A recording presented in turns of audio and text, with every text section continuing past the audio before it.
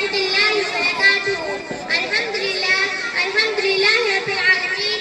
الصلاة والسلام على سيد المرسلين وعلى آله وأصحابه أجمعين. أما بعد، قال الله تعالى: أعوذ بالله من الشيطان الرجيم. بسم الله الرحمن الرحيم. شهر رمضان الذي أنزل فيه القرآن هدى للناس وبينات من الهدى والفرقان. صدر محترم، اساتذہ کرام اور دیگر سامعین و سامعات، السلام علیکم ورحمۃ اللہ وبرکاتہ. آج کی سالانہ انجمن میں مجھے جس موضوع پر لفظ شائع کرنے کا موقع ملا ہے، میرا موضوع خطابت ہے رمضان مبارک اور ہماری ذمہ داریاں. بہت جلد رمضان کا مقدس مہینہ ہم پر سایہ فکن ہونے والا ہے. یہ وہ مبارک مہینہ ہے جس میں قرآن مجید میں محفوظ سے آسمان دنیا پر نازل ہوا. اللہ تعالیٰ قرآن مجید میں فرماتا ہے: شہر رمضان الذی انزل فیہ القرآن ہدی للناس وبینات من الہدی والفرقان. رمضان کا مہینہ ہی وہ مہینہ ہے جس میں قرآن نازل ہوا جو لوگوں کے لیے ہدایت اور فرقان یعنی حق و باطل کے درمیان فرق کرنے والی روشن نشانیاں رکھتا ہے. اس مقدس مہینے کی ایک مخصوص بات ہے روزہ.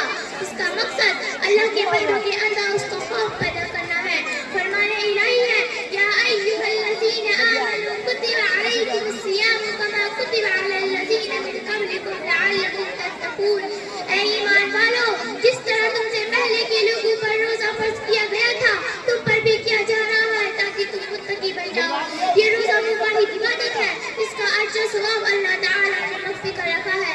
اور حدیث قدسی کے اندر آتا ہے، اللہ تعالیٰ فرماتا ہے: الصوم لی وانا اجزی بھی. روزہ صرف میرے لیے ہے اور میں ہی اس کا بدلہ دوں گا. روزے دار کا مقام و مرتبہ دیکھیے، یہ حدیث کے اندر وارد ہے. روزے دار کے لیے جنت میں ایک مخصوص سرپردہ ہوگا جس کا نام ریان ہوگا. اور کیوں نہ ہو، یہ روزہ ایک ایسی عبادت ہے جس کا علم صرف اللہ کو ہوتا ہے یا روزہ رکھنے والے انسان کو ہوتا ہے. دوسرے اس میں اپنے نفس پر بڑا قابو رکھنا پڑتا ہے. کھانے پینے کی چیزیں سامنے رکھی ہوتی ہے مگر روزہ رکھنے والا بندہ اسے ہاتھ بھی نہیں لگاتا. رمضان مبارک کی ایک دوسری عبادت جس کو تراویح کہا جاتا ہے، یہ دراصل وہی نماز ہے جسے عام دنوں میں تہجد کے نام سے تعبیر کیا جاتا ہے. رمضان مبارک میں اس کو اول شب میں پڑھا جاتا ہے تاکہ اس میں زیادہ سے زیادہ لوگ شریک ہو جائیں. اس کا جو ثواب بیان کرتے ہوئے رسول اکرم صلی اللہ علیہ وسلم فرماتے ہیں: من قام رمضان ایمانا واحتسابا غفر له ما تقدم من ذنبه. جو انسان ایمان اور ثواب کی نیت سے رمضان میں قیام اللیل یعنی تراویح پڑھتا ہے اس کے اگلے گناہ معاف کر دیے جاتے ہیں. محترم سامعین و سامعات، اس مقدس مہینے کا آخری عشرہ بالخصوص ہمیں عبادت میں گزارنا چاہیے. اما عائشہ فرماتی ہے جب رمضان کا آخری عشرہ آتا تو نبی کریم صلی اللہ علیہ وسلم کمر کس لیتے، راتوں کو جاگ جاگ کر عبادت کرتے اور اپنے گھر والوں کو بھی جگاتے. چونکہ اس مقدس مہینے کا اس عشرے کی 5 راتوں میں سے ایک رات کی رات ہوتی ہے. اس کا ثواب 1000 مہینوں کی عبادت سے زیادہ ہے.